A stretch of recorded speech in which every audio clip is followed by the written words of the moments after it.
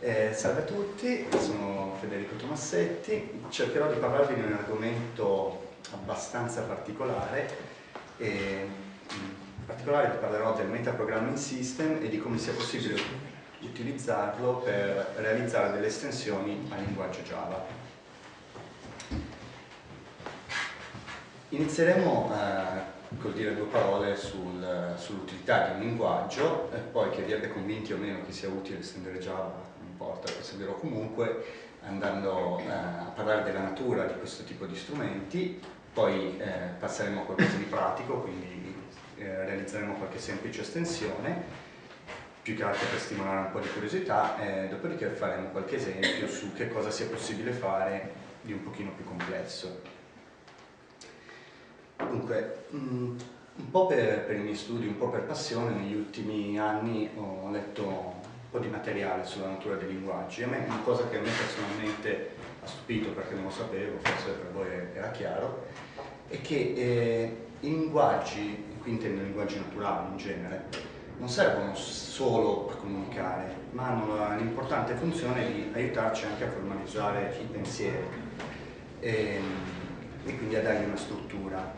In particolare agli inizi del decennio scorso, del secolo scorso, sono iniziati degli studi che hanno dimostrato che a seconda dei linguaggi che parliamo, dei linguaggi che conosciamo, il nostro modo di pensare cambia, quindi il linguaggio che adoperiamo tutti i giorni influenza il nostro modo di pensare.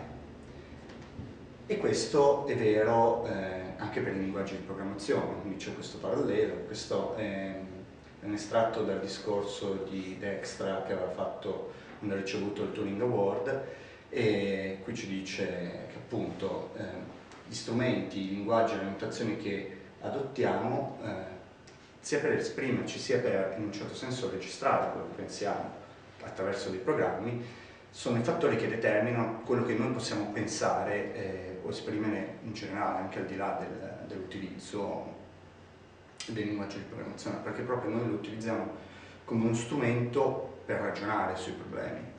Quindi forse i linguaggi sono più utili, sono uno strumento più fondamentale di quanto sia intuitivo pensare. Adesso andiamo a parlare, dopo questa breve introduzione, del Metaprogramming System in particolare. Questa è una definizione di Martin Fowler, ci dice che il Metaprogramming System è un language workbench. Language workbench è uno strumento a cui appartengono pochissimi elementi, tra cui appunto il Metaprogramming System, uno strumento che ci permette di giocare con i linguaggi, quindi di creare nuovi linguaggi, di creare estensioni, di farli evolvere. Quindi è un po' il parallelo dell'ambiente di sviluppo che utilizziamo di solito, e l'idea è quindi di avere un ambiente nel quale all'incirca lo sviluppare un nuovo costrutto abbia lo stesso ordine di grandezza dello sforzo che in Eclipse compiamo per realizzare una nuova classe. Per fare questo si utilizzano un po' di strategie. Un elemento che più influenza per l'utilizzo di questo strumento è che questo è un editor proiezionale. Noi di solito siamo abituati ad editare il codice sorgente, cioè nel momento in cui apriamo un file Java stiamo andando a editare del testo che sarà lo stesso testo che viene conservato, che viene salvato nel file. Poi il compilatore, nel momento in cui appunto compila, va a costruirsi una rappresentazione interna, chiamiamolo abstract syntax tree, da quale poi va a generare il programma finito. In realtà poi con gli ambienti di sviluppo moderni questo confine inizia un po' a saltare, perché per darci funzionalità di refactoring, anche mentre stiamo editando, l'ambiente di sviluppo si costruisce l'abstract syntax tree e ci fa fare alcune operazioni direttamente su quello, nel senso, quando andiamo a rinominare un metodo, lui va a vedere quando è stato chiamato e al suo interno questa rappresentazione astratta che gli permette di eseguire queste operazioni. Con un editor proiezionale questo è portato all'estremo, nel senso che noi andiamo sempre a lavorare sulla rappresentazione astratta, se vogliamo sull'abstract syntax tree, e questo viene salvato. Per presentarlo all'utente questa informazione viene proiettata, quindi non andiamo a vedere nell'editor un albero, andiamo a vedere appunto una proiezione come fosse una vista, e le operazioni che compiamo hanno una ripercussione sulla forma astratta, che è appunto l'unica che viene salvata.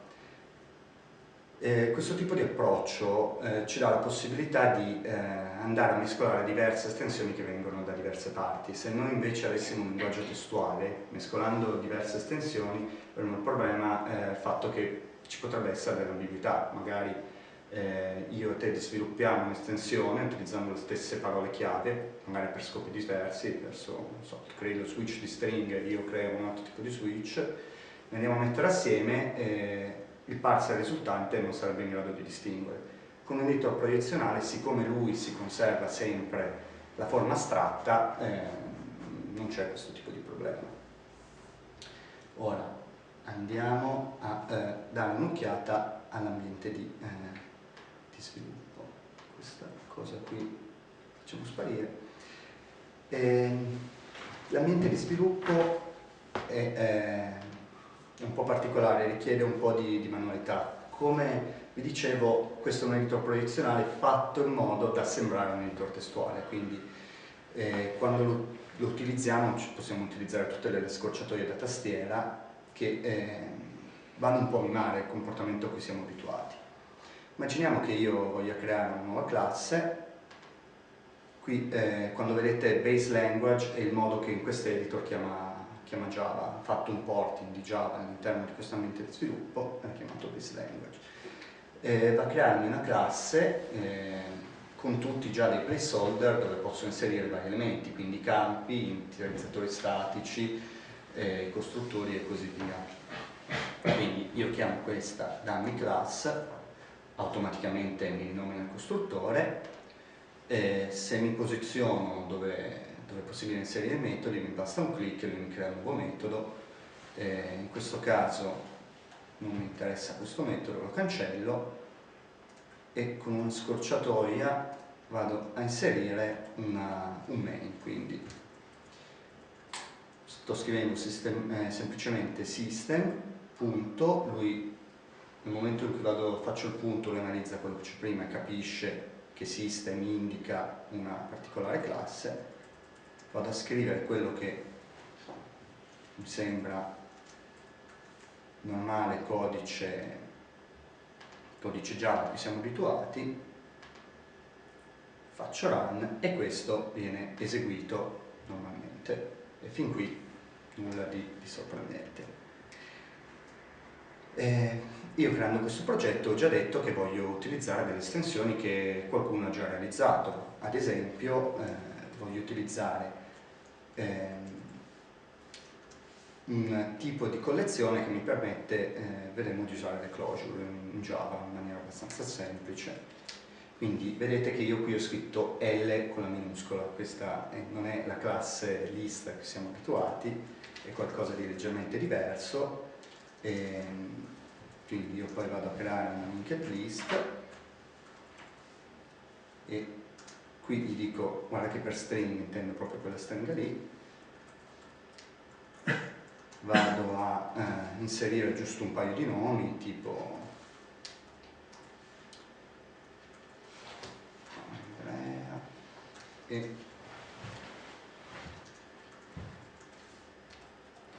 ora immaginiamo di voler filtrare questi nomi, di selezionare solo quelli che iniziano con la A.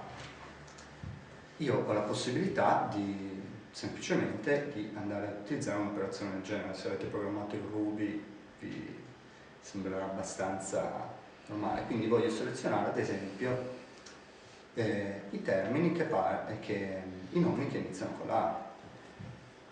Dopodiché con questi qui voglio ad esempio, ora mi devo ricordare il metodo, giusto, il metodo for each, voglio andare a stampare solo qui, impicciolendo lo schermo, non ha capito che lo schermo è più piccolo, vediamo se ok, qua si vede, poi andare a scrivere trattino più l'oggetto su cui sto iterando. Anche in questo caso semplicemente, se non ci sono problemi, ok, mi ha selezionato solo Andrea perché è l'unico nome che inizia con la e ha scartato in questo caso Beatrice. Poi sto eseguendo un'operazione for each, quindi su ogni elemento sto andando ad eseguire l'operazione system out in cui vado in pratica a stampare il nome. Questo è un esempio di estensione già realizzata che può semplificare abbastanza la vita. Che cosa succede dietro le quinte? Che lui semplicemente va a generare del codice equivalente. Il codice Java va a riportare tutto del normale codice Java, quindi può essere eseguito anche poi al di fuori di quest'editor. Poi chi ha realizzato questa estensione ha anche creato delle classi di supporto, però questo è quello che succede, diciamo, dietro le quinte. Io posso ignorarlo e lavorare a questo livello dove vedo a tutti gli effetti un'estensione che alza il mio livello di astrazione, quindi ci sono poi tutti gli elementi che ci aspettiamo normalmente che da un linguaggio vero e proprio. Quindi in questo caso, nel momento in cui io vado ad esempio a ciclare su un oggetto, lui sa l'oggetto di che tipo è, mi propone i metodi opportuni e quindi ho realizzato un'estensione e ho realizzato anche il supporto da parte dell'editor. C'è anche un type system, cioè le regole del system vengono controllate, vengono fatte tutta una serie di verifiche e quindi è uno strumento nell'utilizzo poi si ha uno strumento, insomma, di buona qualità. Andiamo a vedere come si fa a fare un'estensione.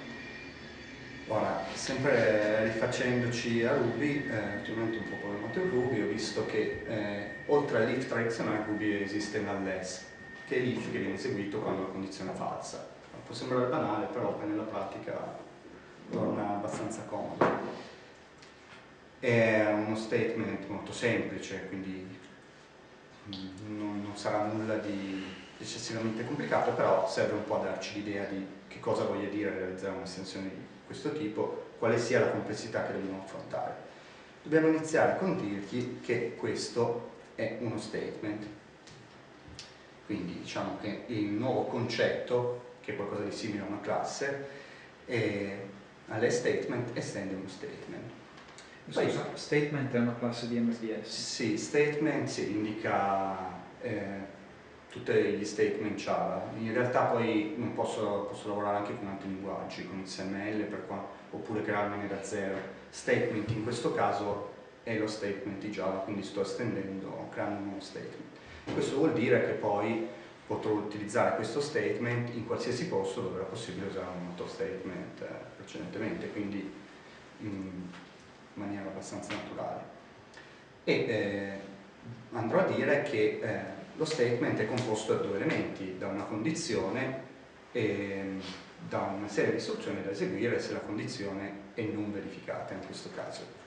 Io vado a dire che c'è un'espressione che è la mia condizione, che ce n'è una sola, e poi che avrò una serie di elementi, quindi il mio body. Perfetto, a questo punto lui ha tutte le informazioni per costruirsi un nodo di tipo unless statement e inserirlo nella sua rappresentazione astratta. Gli devo dire come voglio che l'utente lo visualizzi, però altrimenti non ha un modo appunto per crearlo. E in questo caso andrò a dirgli che è una serie composto da una serie di diverse righe. Di qui sulla prima riga andrà scritto la costante unless, poi ci andrà una parentesi, dopodiché potrò inserire la condizione, un'altra parentesi, la mia parentesi graffa, poi una serie di di elementi in orizzontale in cui il primo è un rientro. Quindi iniziamo a capire qual è il meccanismo attraverso cui costruisce questa simulazione di un testo. In realtà noi non dedichiamo mai del testo pure semplici. Perfetto. Quindi io ora vado a dirgli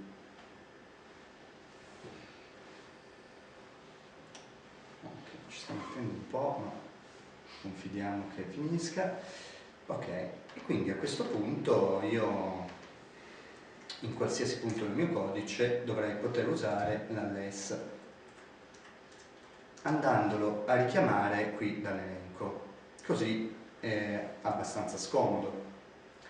Posso semplificare questo comportamento dicendo guarda che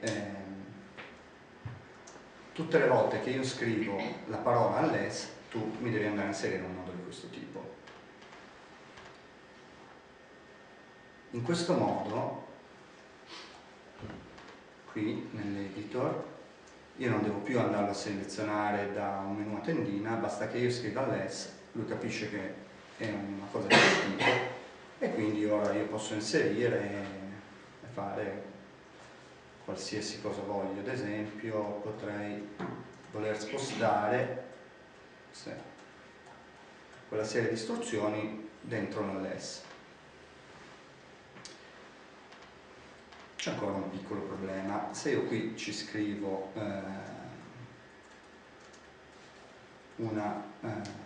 qualcosa che non sia una condizione booleana, quindi qui se ci scrivo ad esempio names, l'unless me lo prende, perché non sono andato a imporgli il vincolo che quello sia un'espressione booleana. Per ora io ho detto che può andare bene una qualsiasi espressione, quindi devo poi ricordarmi di andare a inserire delle regole relative al type system. Quindi in questo caso andrò a dirgli che... Scusami, credo che tu alla seconda riga ti sia fregato un pezzo. Forse come c'era scritto adesso. Forse me l'ha proposto automaticamente, se voglio è così intelligente che automaticamente capisce che lo voglio chiamare unless statement. Quindi qui automaticamente l'ha rinominato. Qui devo dirgli in pratica che questa cosa qui deve essere di tipo booleano. Quindi poi devo andare a dire,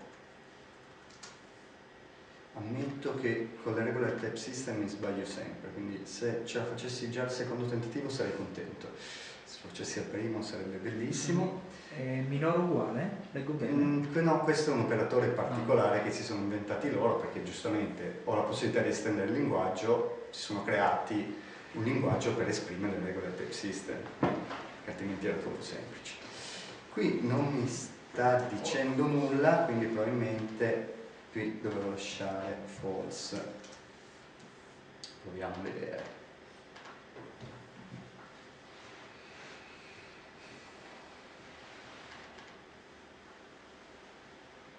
Ed ecco qui, al secondo tentativo, buono. Quindi qui mi dice, ok, questa cosa qui deve essere un booleano, quindi, ok, quindi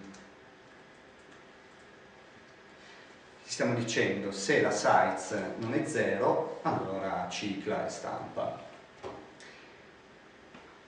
In realtà gli dobbiamo spiegare ancora una cosa, cioè come tradurre questa operazione in Java.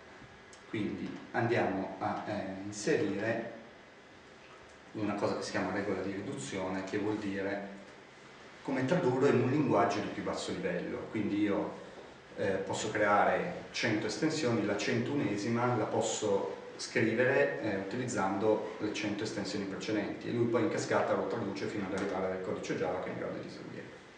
E scusa, questa classe che stai editando adesso, che classe è? Questa è la modalità in cui esprimo la traduzione. Qui in pratica sto dicendo tutte le volte che trovi un unless statement devi metterci quello che ti dico a destra. Ma dove lo devi mettere? In questo file chiamato main? Sì, perché io poi potrei anche avere vari generatori. Per esempio uno potrei utilizzarlo per generarmi la documentazione, un altro per generarmi codice Java. In questo caso ho un solo main, un solo generatore che si chiama main E dunque, ok, devo dire, qui metti, lo andrai a sostituire con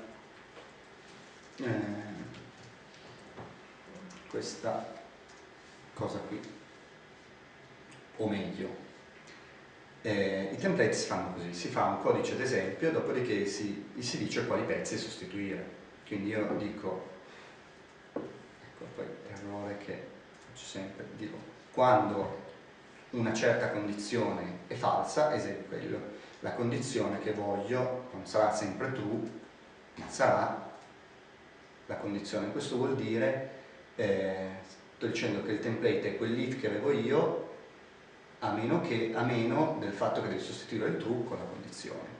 Devi sostituire questo statement che ho messo a caso, giusto per avere uno statement da sostituire, lo devi sostituire con il body. Ora, Scusami, il body è copy source int i?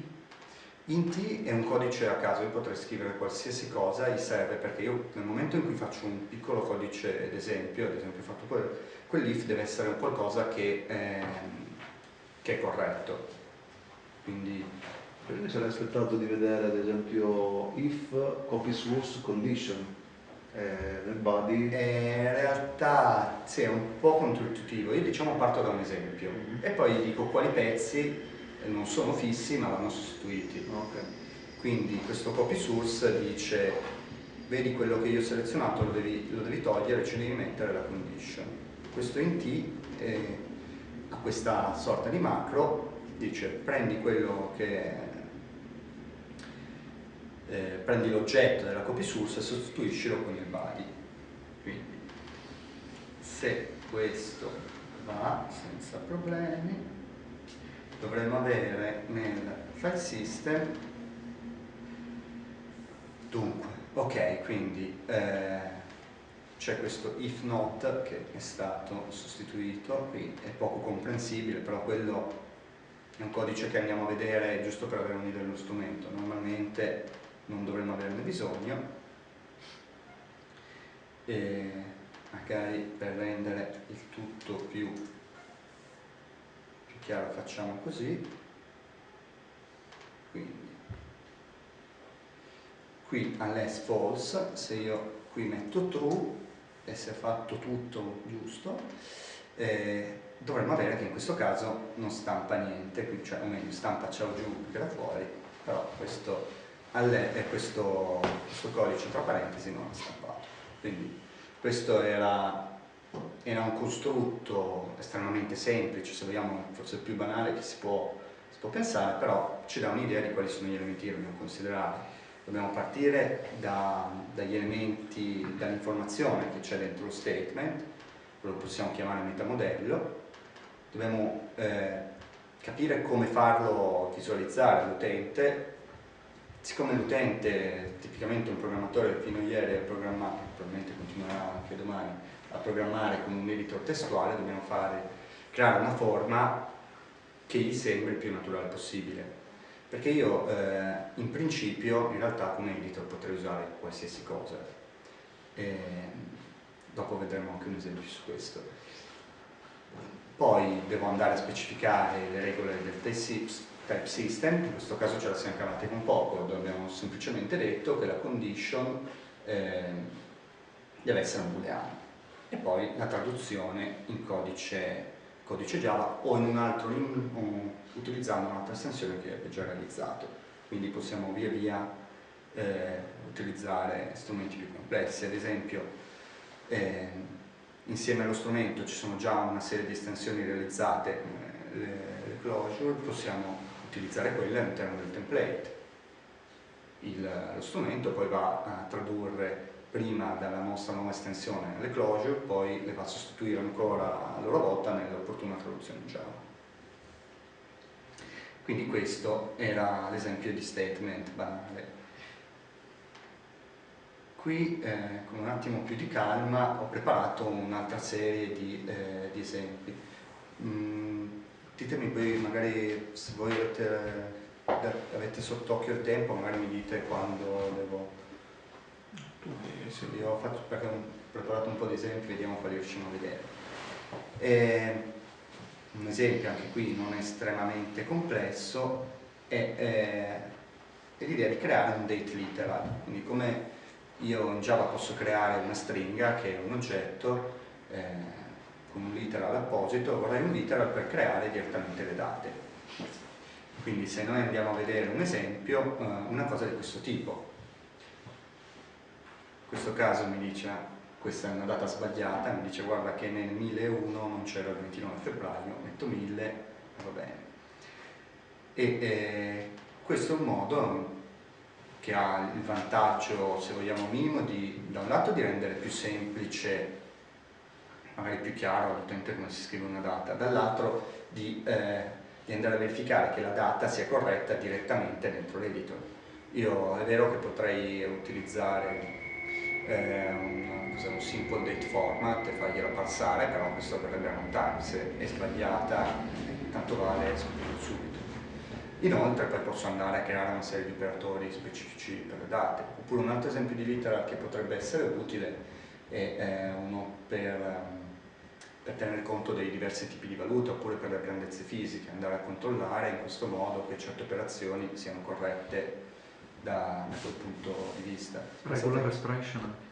Regular expression. Hanno un literal nativo in JavaScript ma non in Java, devi fare new pattern compile. Anche in questo caso potrei avere una validazione direttamente dentro l'editor e in certi casi può salvarmi da certi errori. Quindi ormai siamo esperti, quindi avremo già tutte le idee chiare su come si faccia questa cosa. Dunque, le informazioni che utilizzo sono il giorno, il mese e l'anno e sono 3 interi, quindi da questo punto di vista è semplice. L'editor è semplicemente, diciamo, un segnaposto per il giorno, uno slash, poi un segnaposto per il mese, di nuovo un altro slash e segnaposto per l'anno.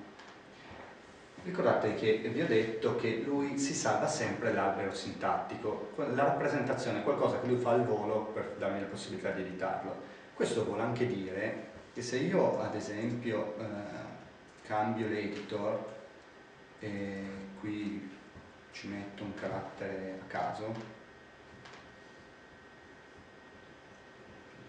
dal suo punto di vista lui in memoria aveva sempre la data in forma astratta. Quando la va a proiettare, a farmela visualizzare, me la fa vedere in un nuovo modo. Se la vuoi vedere così, contento tu, io te la faccio vedere così. È un poco intuitivo, quindi forse conviene andare a inserire questo.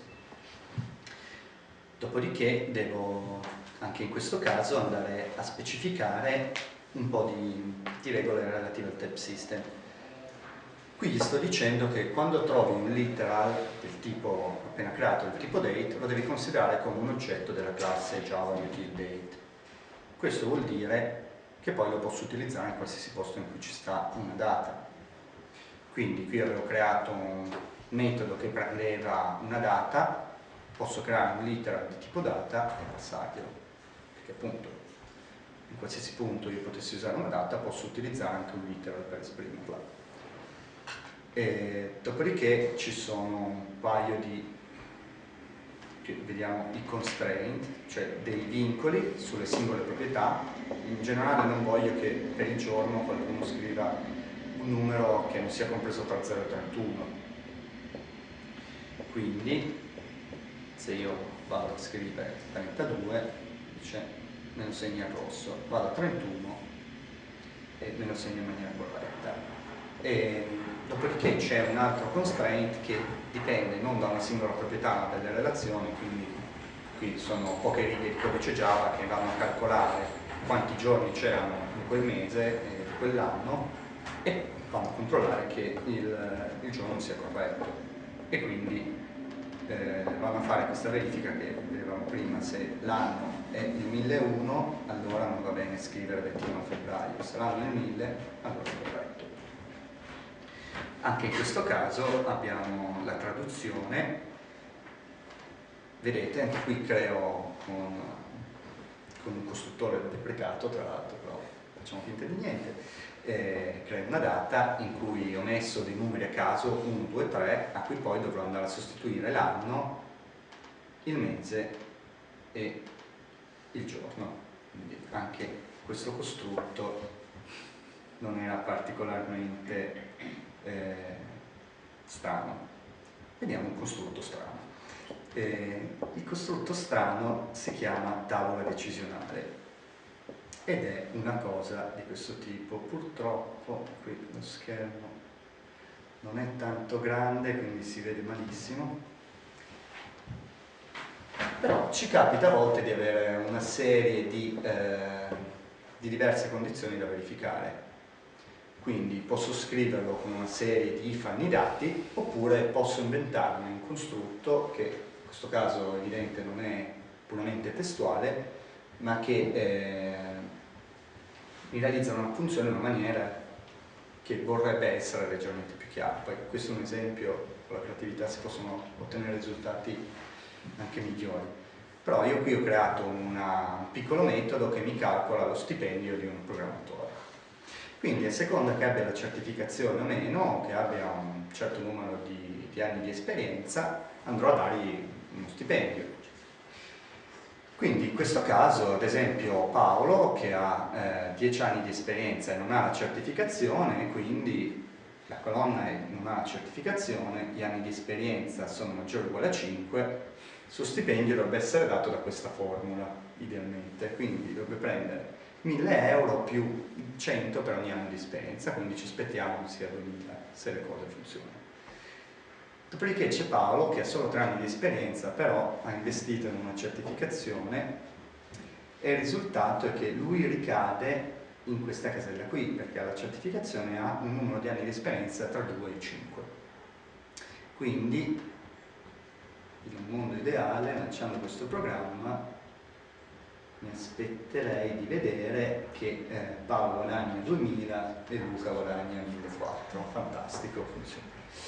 E questo è un esempio di costrutto decisamente più complicato da realizzare. Ci sono un paio di dettagli che non abbiamo visto.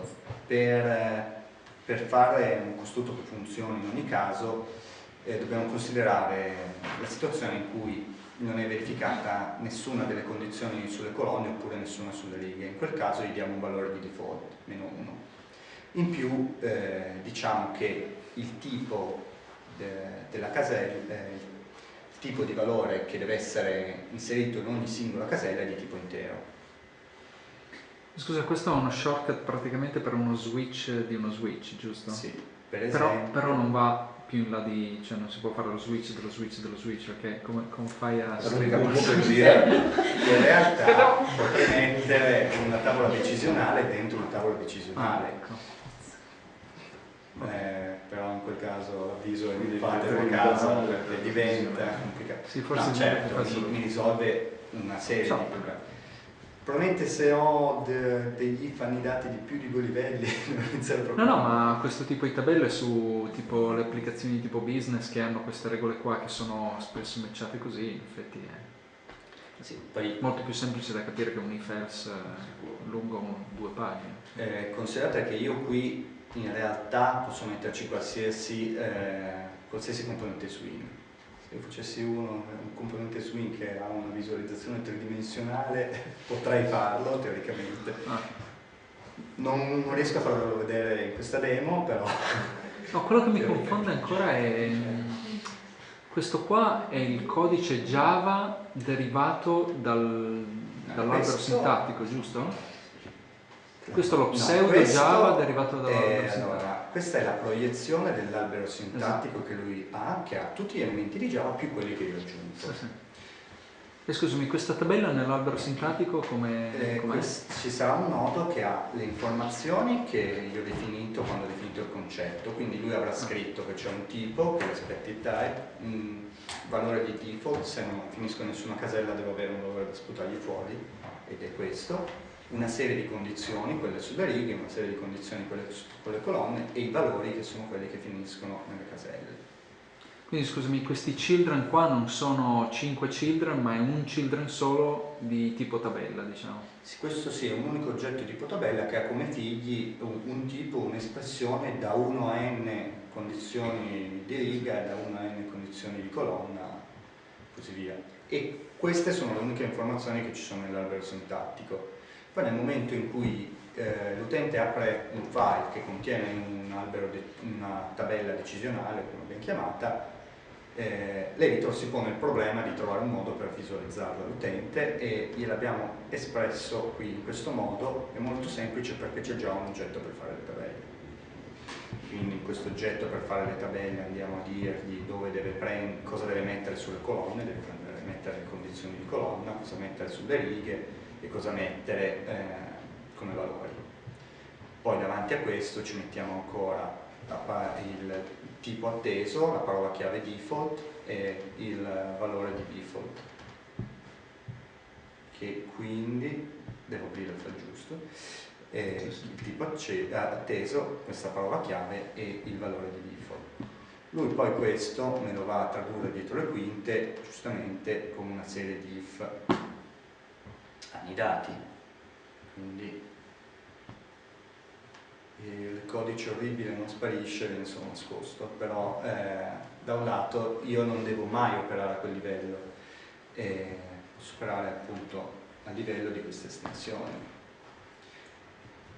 Quindi poi adesso sto un po' giocando con questo strumento, una cosa che mi interessa per esempio è il design by contract, quindi stavo provando a inserire un nuovo tipo di metodo che sia un metodo con dei vincoli, quindi con delle precondizioni che lui deve verificare nel caso di seguire il metodo oppure lanciare un'eccezione. Quindi in questo caso andrò a inserire una serie di constraint dove io ho definito il constraint come una condizione e associato a una stringa. Quindi banalmente nel codice vedrò qualcosa di questo tipo: un metodo con davanti una parola chiave contract, una condizione, di lui quando io nel codice richiamo questo metodo, lui va a verificare questa condizione, se non è verificata mi tira un'eccezione, mi dà questo messaggio, se no esegue il codice. Mi serve un po' a separare, se vogliamo, la logica vera e propria del metodo da diciamo i vincoli di defensive programming, non so come vogliamo chiamarli, serve in questo caso solo a fare un po' d'ordine. Poi in realtà voglio implementare bene il design by contract, c'è una regola anche per l'ereditarietà delle precondizioni e post-condizioni, però quello esula un po', quello entra un po' nei miei interessi, però. E niente, quindi brevemente questo è un esempio di che cosa posso fare, di come posso farlo con questo strumento. È uno strumento a cui io do un'occhiata da un po' di anni, che però adesso inizio a vedere che ha la maturità per essere usato realmente in pratica. Quindi c'è un bel progetto a cui stanno lavorando in Germania, mi piacerebbe tanto riuscire a farmi prendere per lavorare su questo progetto, chissà, e il progetto si chiama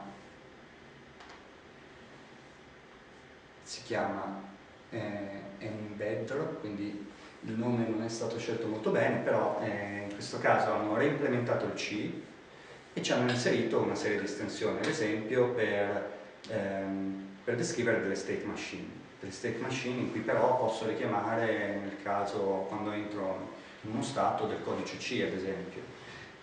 Che senso ha fare questo? Perché nei sistemi embedded magari alcuni sono safety critical, mission critical, voglio fare delle verifiche con dei metodi formali, quindi se una state machine la posso verificare, posso andare a vedere che ad esempio non ci sia nessuna condizione per cui entra in un ciclo infinito, posso fare una serie di verifiche di questo tipo. Hanno inserito delle estensioni per tracciare i requisiti, questo è un esempio di state machine. Hanno fatto qui un esempio in cui utilizzano il costrutto della tabella e niente, quindi lo hanno appunto fatto anche le estensioni per rappresentare le grandezze fisiche. Può sembrare una banalità, però mi pare uno dei razzi ogni tanto mandano nello spazio si è esploso proprio perché c'era un modulo che parlava in unità imperiali, un altro che parlava con sistema metrico decimale. Se tu fai un'estensione che va a ti permette di rappresentare la grandezza fisica, poi il tuo editor può fare quelle verifiche e può evitarti un problema di questo tipo. E che cosa si possa fare con questo strumento? Onestamente è difficile dirlo, perché essendo nuovo mancano un po', cioè non essendo ancora molto utilizzato mancano un po' di best practice, di experience da riportare. Secondo me può essere utilizzato per una serie di cose abbastanza ampie, può essere utilizzato per fare un po' di syntax sugar, nel senso le closure che abbiamo visto in un certo senso ci rimpiazzano le classi anonime, quindi non è che facciano nulla di particolarmente strano, però indubbiamente sono più comode da utilizzare. Potremmo ad esempio realizzare del supporto esplicito, quindi con verifica da parte dell'editor di tecniche come l'event driven programming, l'MVC, quindi avere il concetto di modello, di view che siano conosciute dall'editor e quindi possa fare una serie di verifiche. Oppure l'aspect oriented programming, per esempio chi ha implementato Aspect J si è dovuto riscrivere tutto, nel senso non c'era l'editor Java, lo prendo, cioè non c'era il compilatore Java pronto per essere esteso. Con uno strumento di questo genere parti da un linguaggio già pronto, un editor già pronto, aggiungi quello che ti serve e sei pronto per andare. Sì, la differenza è che non ti devi scrivere il compilatore, però ti devi scrivere la grammatica, diciamo qua. Però sono dei costrutti che ti interessano. Esattamente. Nel senso, se io non voglio utilizzare questo strumento e voglio fare un'estensione a Java, prima mi devo scrivere tutta la grammatica di Java o trovarla in giro, poi rifare tutte le validazioni del type system, fare tutta una serie di cose che mi fanno probabilmente passare la voglia, nel senso inserire le estensioni banali che abbiamo fatto che qui non l'hai fatto perché c'è questo famoso base language, sì, c'è già tutto implementato. Ecco. E quindi è pronto da essere esteso. Sì, quindi in quel senso lì, adesso giusto perché proprio questo dell'aspect oriented programming è una roba che, cioè siccome il base language c'è già, quindi Java c'è già, ti puoi implementare Aspect J usando MPS, diciamo, senza doverti però scrivere il compilatore AJC che si sono scritti quelli di... Invece di partire da zero, parto da 99%. Esatto, l'unica cosa è che io però in questi file qua devo definirmi che cos'è un aspect, che cosa, sì, i parametri, insomma tutta la sintassi, insomma, quindi la grammatica degli aspect.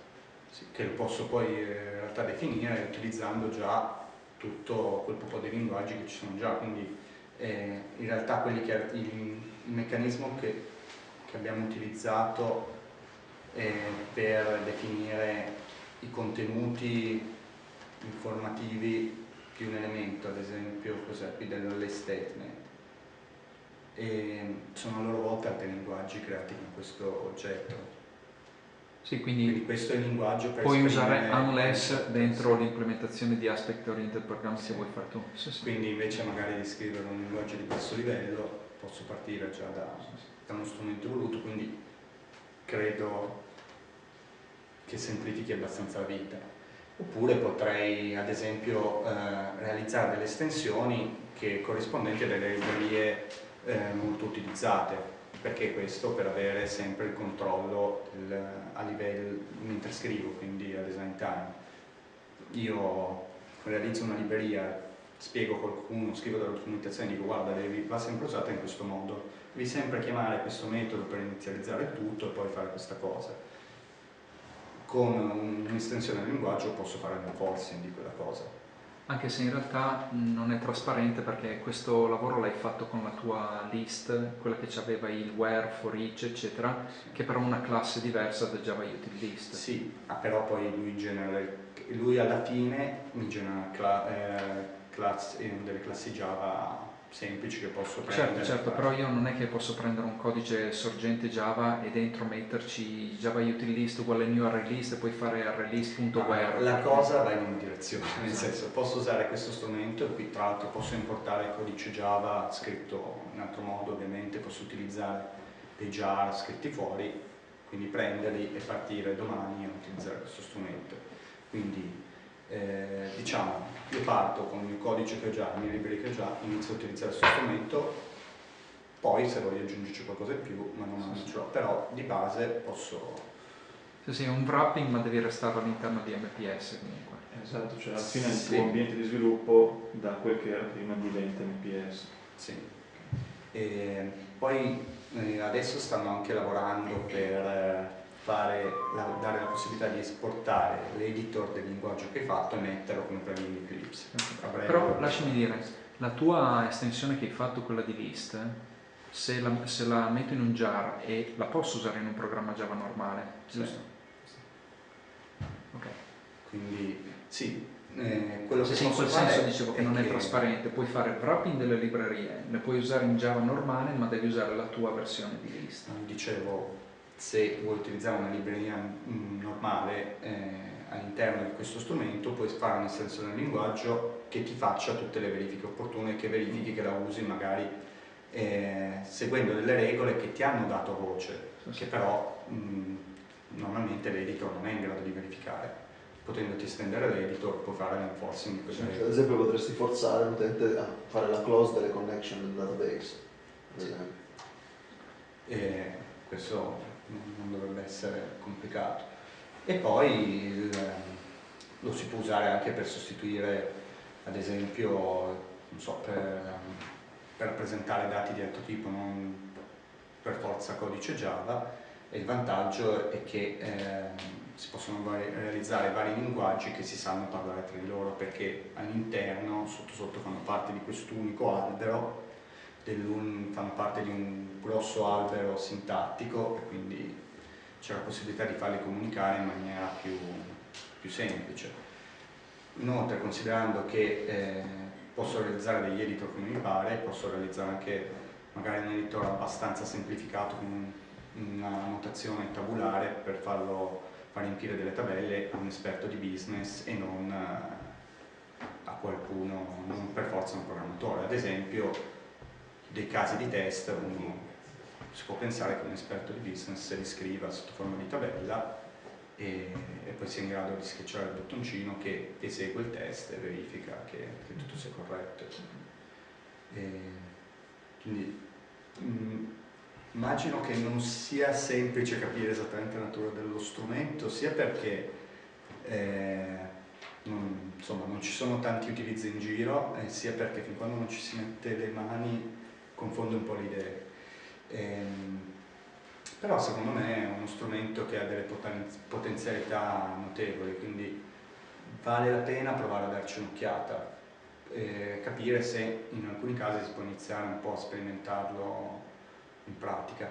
Facevo riferimento a quel progetto in Germania dove ci sono dei partner, cioè delle aziende reali, ci sono gli investimenti da parte del Ministero, e l'idea è proprio di utilizzarlo nell'ambito embedded perché mi dà tutta una serie di vantaggi, perché appunto mi permette di fare in questo caso delle verifiche formali, che mi interessava farlo, e poi mi permette di creare un linguaggio di alto livello e poi generare il codice C che venga poi utilizzato sulle varie piattaforme embedded con tutti i loro limiti. Esatto, questo penso che sia l'utilizzo forse più interessante, nel senso quello dei domain specific language, invece che doverti scrivere tu la grammatica, poi prendere ANTLR, far verificare grammatica ANTLR, eccetera, eccetera, puoi usare uno strumento così direttamente. Sì, questo sicuramente lo vedo molto utile sulle cose domain specific. In alcuni casi alcune estensioni, con quello che abbiamo visto sulle collection, possono avere un'utilità generale, sempre in attesa che la nuova versione di Java ce ne implementi, però questi tempi forse... Esce la prima milestone di JDK8 il 24, credo, tra una settimana. Però con questo si può implementare meno di una settimana. Sì. E niente. Quindi il base language è Java sostanzialmente. In pratica è Java, non l'hanno chiamato Java perché ci hanno aggiunto un paio di cose in più. Ad esempio c'è il return automatico alla fine del metodo, come in Ruby, cioè tu se non metti un return esplicito, l'ultima istruzione prende il valore e te lo ritorna. A parte quello e altri dettagli. E poi in questi giorni stanno facendo la causa quindi è meglio non andare a disturbare. Ieri oggi ho letto un lungo resoconto su Groklo, scusami, stiamo andando off topic. Grazie.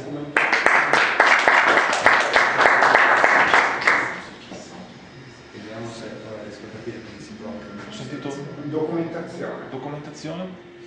Documentazione. Ci sarà il libro a pagamento del È open source, ti guardi il codice.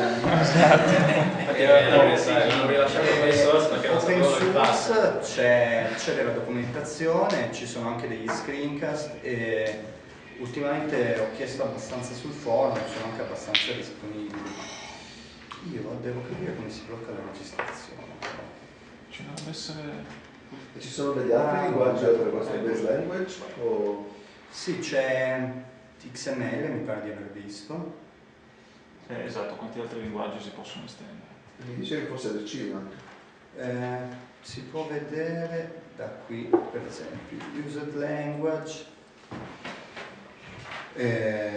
XML, c'è già un deprecated. In realtà alcuni sono linguaggi, altri sono estensioni tipo closure, collection, poi qui puntini, continua. Penso devo iniziare a scrivere qualcosa e a ridurre il campo. Man mano mi va a tagliare, però un po' di roba. Fai doppio clic sui puntini.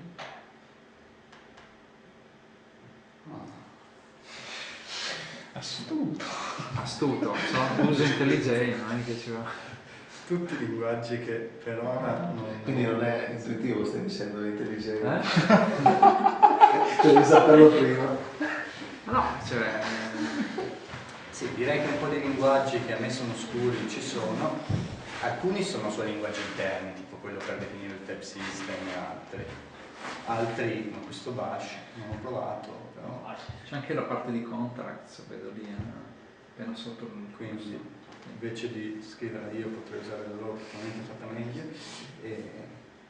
Sì, però un po' di roba c'è già. Poi, Ma scusami, adesso faccio una domanda. C'è una feature che quando l'ho usata in IntelliJ mi ha lasciato abbastanza basito, che è stato che io scrivo dei test in JavaScript ma dentro delle stringhe e poi li faccio interpretare da Rhino, che è l'engine JavaScript di Mozilla, no?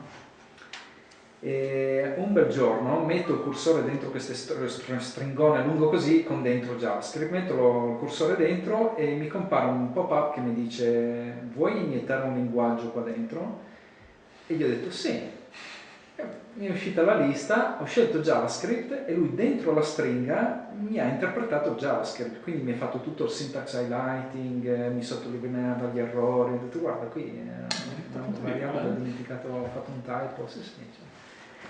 Che è interessante, che però penso che sia basato su questa parte qua, però è ovviamente interna all'IDE, cioè è l'IDE che usa MPS per interpretare le tue stringhe e darti un feedback visivo dal punto di vista di syntax highlighting. Quindi invece che produrre il codice ti produce qualcosa di visuale che ti aiuta, insomma. Ma in realtà appunto MPS dovrebbe essere l'ambiente in cui io creo linguaggi, poi volendo potrei creare l'editor con l'estensione che ho fatto e metterlo, dicevo, in Eclipse. Penso che per IntelliJ sia già possibile.